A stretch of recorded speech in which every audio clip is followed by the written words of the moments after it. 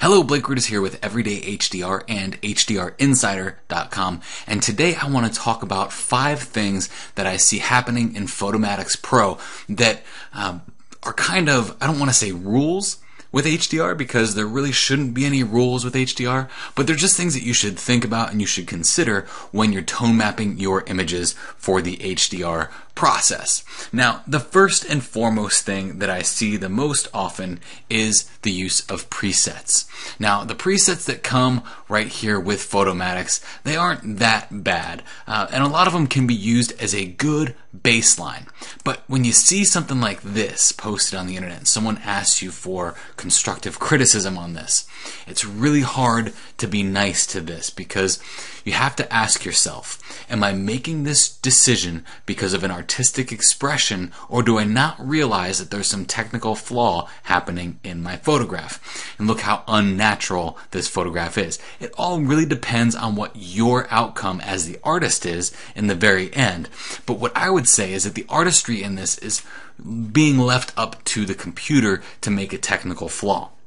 So the presets are alright, they give you a good baseline, a good place to start, but they aren't always point click good to go. And the reason why I say that is because every photograph, no matter what photograph it is, they all have a different dynamic range. So there's no one preset that can really work every single time. I've got it nailed down to a point where I can get some things in Photomatix almost perfect, but there's still some slider adjustments that I need to make on a case-by-case basis, and I'm going to go over that with you here. I'm not just going to leave you high and dry. So the first and foremost thing are presets. Presets are great, but do not rely on presets, especially something like this or like this. And that's just me in my terms saying, hey, this is not good HDR. I'll leave that up to the artist to decide whether that's good HDR or not. Okay, but this kind of stuff, I'll tell you, gives us HD artists a bad name. So just kind of shy away from those especially outlandish presets like this one. There's a lot of tone compression happening in the background here, where what we used to have back there was a nice transition between one area and another, and now we've lost that completely. It looks bad. To me, it feels like sticking my tongue on a 9-volt battery. I don't know if you've ever done that, but I don't suggest you try that at home. Okay, the next thing is going to be, let's just change all these back to the method defaults here, and I'm just going to go over this with you. So like I said before, you can't really rely on presets, but there are some tried and true things that you can do right here in Photomatix that almost every time will get you on the right track. The first thing I do is put the strength all the way up. Saturation, don't go any higher than 50. Tone compression, all the way up. Detail contrast, all the way up. So that is my baseline starting point for all of my HDR images, and that pretty much stays the same. I know that's a bold thing for me to say because workflow always changes, and maybe next year that area will be different. However, this is kind of the staple that I go by, and I work my way from the top all the way down to the bottom, and I very rarely go down here into the into the advanced options anymore, but I'll show you that in a little bit.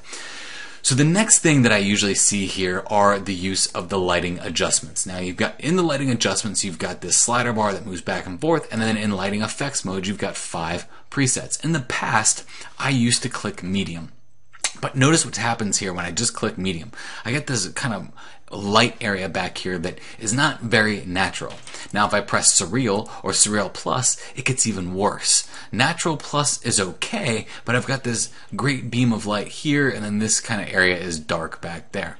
Now, I don't know about you, but I don't like my program being what dictates what my photograph looks like. So in the lighting effects mode, look at the increments you have here. You have 1, 2, 3, 4, 5, 6, 7, 8, 9, 10, 11 different notches of adjustments. Here you have 5. Now if we go all the way up to the far right, this is going to be close to that natural plus setting. So you see the difference there. They're pretty close.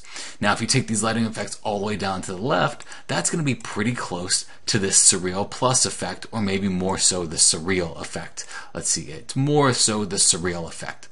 So what I like to do is move this lighting adjustment slider on a case-by-case basis. So I said this stuff stays the same, and the lighting effects and lighting adjustments get moved on a case-by-case basis. For instance, with this photograph, I'm going to move this to somewhere around here because I like it on that darker side. I don't want that full-on light in the foreground because I want to stay somewhat true to the way this image was shot. So I'm going to stay about right there. If you look at our preview, you can see that this was a silhouette with the 0 EV exposure. And that's one of those things that the camera is going to make that decision, but I know my eye saw something more like this. And what I'm using Photomatix for, and this is probably where I should have started in the very beginning, Photomatix is good for making a baseline photograph that you're going to edit later. So this is the next tip. That next tip is using Photomatix as a means to an end and not the end-all be-all. So what I mean by that is you use Photomatix to get a good, solid, working TIFF image that you can bring into a post-processing program later, like a Camera Raw, Lightroom, Photoshop, but you're not using it as the end-all be-all. So once you bring it into Photomatix, you're not using this as the way to get your finished product. You're using it as a tool to make your finished product. Building a bench, you wouldn't do the entire thing with a hammer, right? Sometimes you need a saw, sometimes you need a straight edge. You use all of your tools to build the image just like you would a bench. So that first one is presets. That second one is the lighting effects. The third tip that I'm going to give you is not working from top to bottom. So you saw I started with the strength, then went to color saturation, tone compression, detail, contrast, lighting adjustments. Then I'm going to work my way into the smooth highlights and white point, black point. Now, let me go ahead and bring up the 8-bit histogram here so you can see what I'm doing with these white point and black points. Now, the white point and black point, simply all they are doing is moving your histogram either left or right. Look at the side of my histogram here. This is the black portion of my histogram. So if I move this to the right, you're going to see that my histogram starts to move to the right, and the image therefore gets darker in the process until I clip my blacks to a point that it doesn't look good. Now, I'm not going to do much with this here in Photomatix because if all I'm doing is white and black point clipping, there's a better way to do it in either Lightroom or Adobe Camera Raw, and I'm going to show you that after this. So look at the white point. Look at where the white point is on here. By default, the white point in Photomatix is 0.250. I'm going to bring it down to 0.009. Now I'm going to get a darker image that way, and that's okay. I'm also going to bring that black point up a little bit and see what happens there. Maybe I'll just leave the black point where it is. Drop that black point all the way down because it's clipping my my histogram a little too much in those black areas. Now, the histogram. That's one of those topics that's kind of tricky. Do you use it? Do you not use it? Do you just do what looks good to your eyeball? For the most part, I don't use it much other than to take an analysis of what the photograph looks like. And I'll show you that in Adobe Camera Raw after we are done right here in Photomatix. So like I said before, these pretty much stay the same. My lighting effects change on a case-by-case basis. My smooth highlights, white point, and black point change on a case-by-case basis. And for the most part, my gamma is between 1.0 and 8.5. I don't go too high with that. The other thing that I see in Photomatix, I told you there were 5 things I see in Photomatix. So far we covered presets, lighting effects, not working from top to bottom, and a means to an end and not the end-all be-all. And the last one I really want to harp on here in Photomatix is the saturation. Now, bringing the saturation all the way up like this might compel you to do it because it looks pretty interesting and artistic. But what I'm going to tell you is over-saturating is not a bad thing, as long as you are doing it selectively. And there's ways that you can do that later, and we will do that in Adobe Camera Raw. So don't try to use Photomatix to saturate your image. Now, if we move this all the way to the right, we know that those colors exist. And when we save this as a 16-bit TIFF, guess what?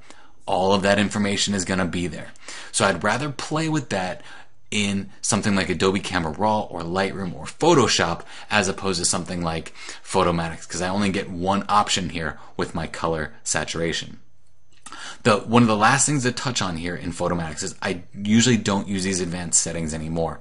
The micro smoothing can be good to add a grungy effect, but a lot of times what it does is it makes your clouds really dirty and dismal and dingy. I don't need the micro smoothing to do that for me. I can do that later if I want to. So I usually keep that micro smoothing a little bit higher. Now, if I'm taking a picture of like a brick wall or concrete and it's a nasty, dingy environment, sometimes I will use that micro smoothing slider. But for something like this, I don't want to use that micro smoothing slider. Alright, so now we're going to move into Adobe Camera Raw. But before we do that, we have to apply these settings. And that's going to go ahead and run all that stuff that we did. Now, these were raw images that I just dragged and dropped right into Photomatix. So when I go to File and go to Save As and save this as a 16-bit TIFF, I'll just go and save that right to the desktop as a 16-bit TIFF. When I save this as a 16-bit TIFF, all of that information that I get to use is going to be right there in the image. So like I said, don't use Photomatix as the end-all, be-all. Use it as a means to an end. This is your hammer. This is your saw. It's not the all-encompassing tool that's going to build your bench. Okay, so here we are in Adobe Camera Raw 8.6. So I'm transitioning now from Photomatix into Adobe Camera Raw. Now, I opened this up and it went straight into Photoshop, and the reason why it did that is because my settings, if I go to Edit, Preferences, and Camera Raw, down here you're going to see automatically open all supported TIFFs. This sometimes might be set to disable TIFF support, but I'm going to have it open for all supported TIFFs and press OK. So now when I open up that image, it brings it up right into Adobe Camera Raw. So if you're working in Lightroom, a lot of these settings and a lot of what I'm going to be doing are the exact same thing. The interface is just slightly different. So if you don't have Photoshop but you have Camera Raw, you can use the Develop module to make the same adjustments that I'm making now. So like I said before, the white point and black point sliders in Photomatix can do the exact same thing that the whites and blacks do here in Adobe Camera Raw. But with Adobe Camera Raw, I get a built-in way to tell if I'm clipping too much or too little. Now, I couldn't see that when I was in Photomatix.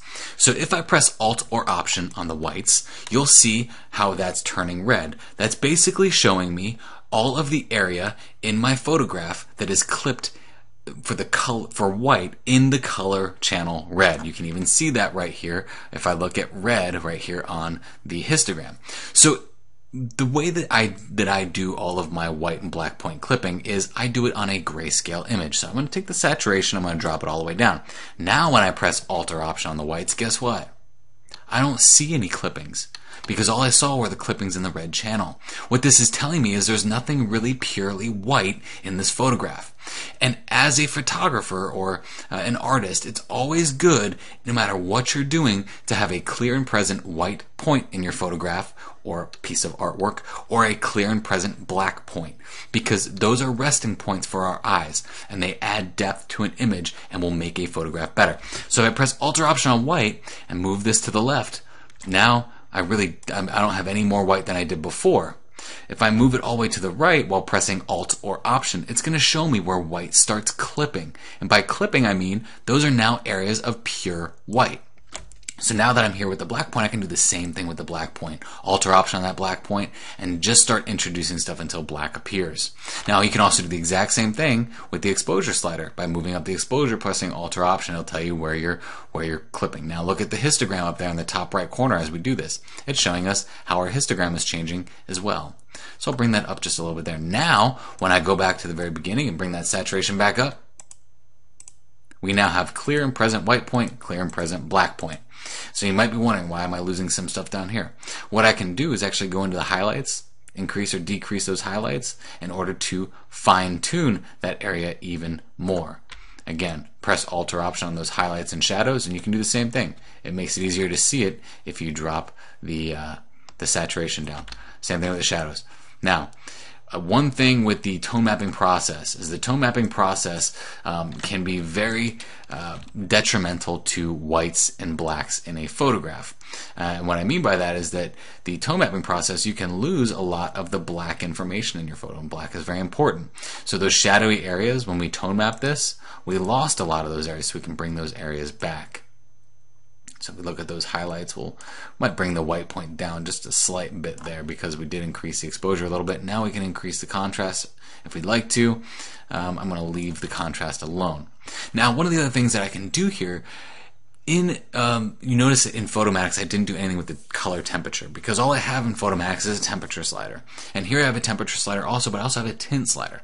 Now because this was a sunrise, I know that there was a lot more of like that warm pink glow to it than I see in the photograph. So I'm going to go ahead and increase my temperature and increase the tint a slight bit so that I can bring that information back. Now, another thing that happens here, this was a wide-angle lens, and wide-angle lenses, especially if they're zoom lenses and not prime lenses, they give you some pretty nasty chromatic aberration. That's these cyan and magenta lines that appear on our photo. We can go into the lens correction and go to manual, or color, sorry, and press remove chromatic aberration. Now, sometimes just clicking that will do everything for you. Other times, you might have to do it manually. So what you can do is you can actually control click on an area, and that will usually take away the chromatic aberration. And sometimes it'll say please click on an area that is more colorful because I can't see that to fix it. Now, if this amount gets really high, notice what happens when this amount gets really high. There's like a fringing that happens around it. You don't want to get too high with it. So reducing chromatic aberration is a good start to just kind of play with the hue of what that chromatic aberration is, but don't try to get too far into it. Otherwise you get this haze around that area. Now, all you have to do is ask yourself, does this chromatic aberration look better than this chromatic aberration? Yes. This is a very difficult photo to deal with. Other photographs you don't have that much trouble with. So also what I'm noticing here when I zoom in is I've got a lot of color noise in this image. So I can go to the detail adjustment here. I can increase the luminance here, but also increase the color noise that I'm seeing here. And maybe fix that up a little bit. Now I usually don't take that too high because I don't want everything to kind of blur together. So I'm going to take that up to about 25 here and about 25 of my luminance. That's a pretty good noise reduction. If I needed to, I could sharpen that up a little bit too by increasing the sharpen a little bit, but I don't want to sharpen it too much, so I'm just going to bring up just a slight bit. That's all pretty much subjective to the image. Now, when we go back to the basic panel and look at our before and after, this is what we came out of Photomatix with, and this is what we have now. So with Photomatix, we're just trying to make a baseline image so that we can work on that later and exaggerate it later. Now there's still some more that I can do with this. I talked about saturation in Photomatix and why you don't want to oversaturate in Photomatix because you can do it later. Here we have the HSL and grayscale adjustment. You can do this just like you can in Photoshop and many other programs, but the HSL here in Adobe Camera Raw is very good. Another program that has a very good HSL adjustment is Topaz Clarity. And I use that a lot in a lot of my instruction. So looking at this though, we have all of our different colors that are now broken down. And we can change the hue of those colors, the saturation, and the luminance of those colors. So let's start with saturation. Now, I can take the oranges and bring the saturation in the oranges either up or down depending on what I want. Alright, so if I bring this up a little bit, we can really start to bring back that glowing fire look of the sunset that I had there. And it was very much like a glowing fire. This was a gorgeous sunrise. I might have said sunset before, but this was a sunrise and it was gorgeous. It was one of those that I was driving down the road, luckily had my camera, stopped and took this picture. Didn't have much time to set up because I was on my way to work. So I'm going to increase the saturation in the reds also because right behind that tree we start to see that red coming through in that tree. Now, same thing with yellow. You know, there's a lot of yellow is actually going to be in the ground as well. Now, this area here I know was more or less a highlight blowout. So I can kind of bring the saturation down a little bit on this one. And then when I go into the luminance, I can fix that in the luminance. Greens. A lot of times there is not a lot of green in an image. And a lot of what you see as green, like what would be down here, is actually controlled by your yellow. You see that? So if I go into the greens and I increase the greens, there's a slight bit of green down there, but not a whole lot. It's pretty much controlled by the yellows. Okay. Now with purples, there's going to be a lot of purple in this image.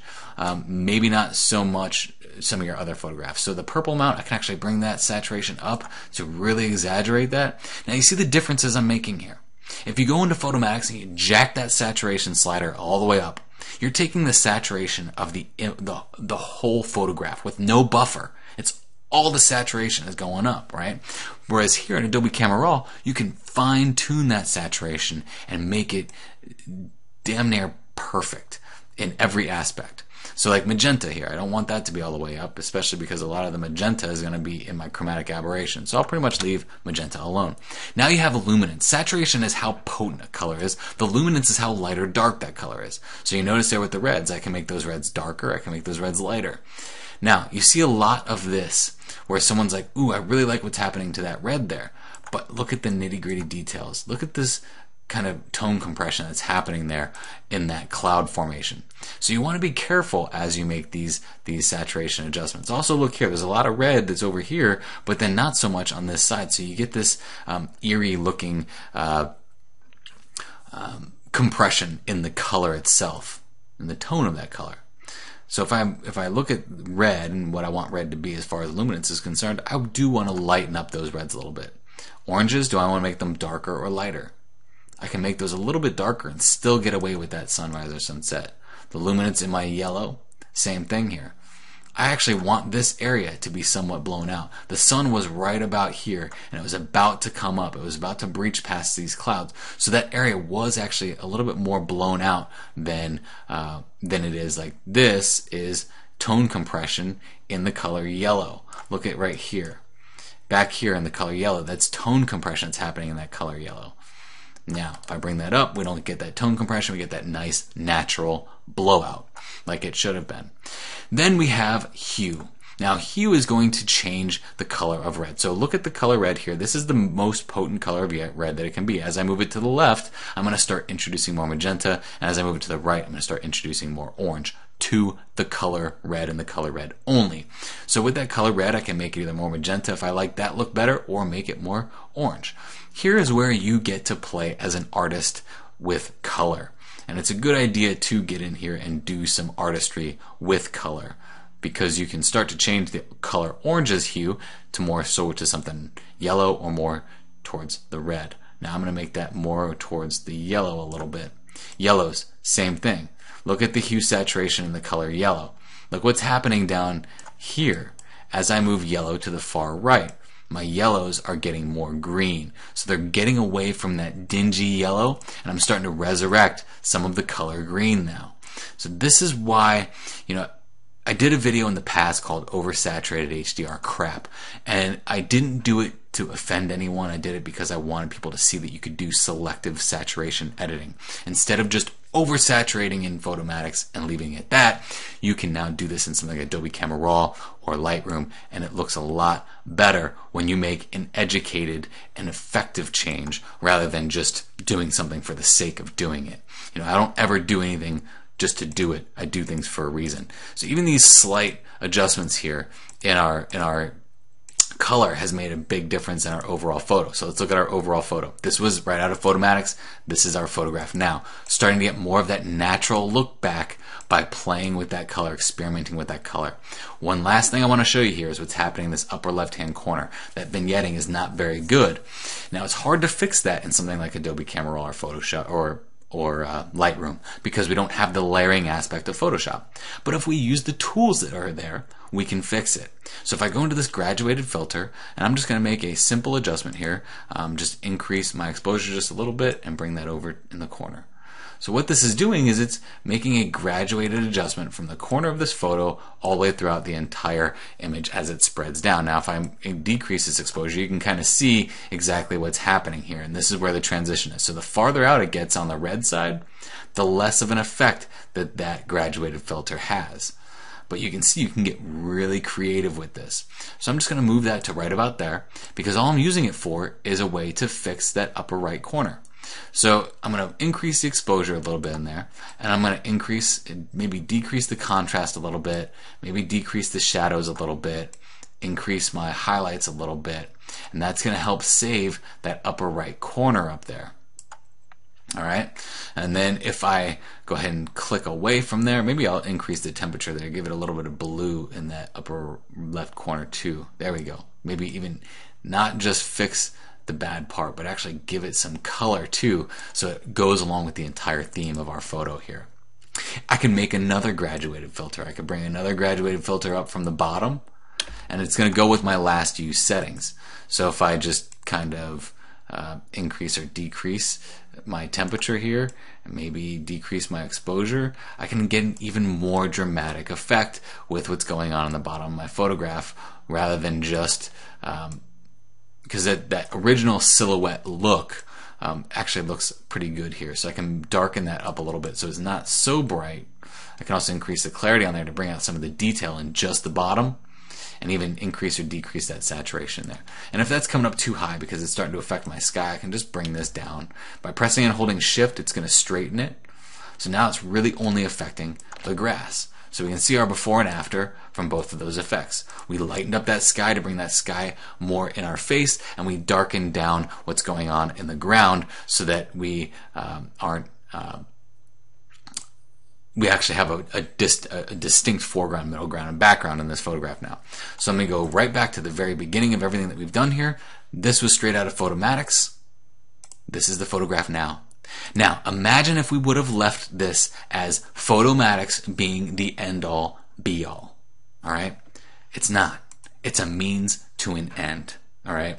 So let's go back and let's talk about all those 5 tips. Number 1, presets. They're good baseline, but they aren't the best because every photograph is different. 2, lighting effects. Make sure you're using that slider adjustment rather than those 5 adjustments within the lighting effects mode. 3, not working from top to bottom. Always start out with that top block, get everything the way you want it to look in that top block, and then work your way down towards the bottom of the photograph. Paying attention to your white point and black point. Remember, white point and black point can always be fixed later. It's not something you really have to fuss about right there in Photomatix. Basically, Photomatix, when I tell everyone when they ask me how do I process an image in Photomatix, I tell them this. I go not too dark, not too light, definitely not too stylized, and never oversaturated. Every book I've written about HDR photography, every conversation I've had with somebody about Photomatix, those are the things that I say. Oversaturation. We just talked about it. Don't oversaturate in Photomatix. Selectively saturate. Selectively saturate. So that you, the artist, can put that stuff where you want it to go. And then, like I said, the very beginning of all this, Photomatix is a means to an end, not the end-all be-all. We then moved into Camera Raw, and we used Camera Raw to get this awesome effect on this photograph, to really bring this photograph to fruition and really make it look really nice. So again, my name is Blake Rudis with Everyday HDR and HDRinsider.com. These tips were not to give you a set of rules to go by or guidelines, just something to think about as you're processing your photographs. If you like this, please comment, please share, spread the word about this so that we can all be making better HDR images. Thank you.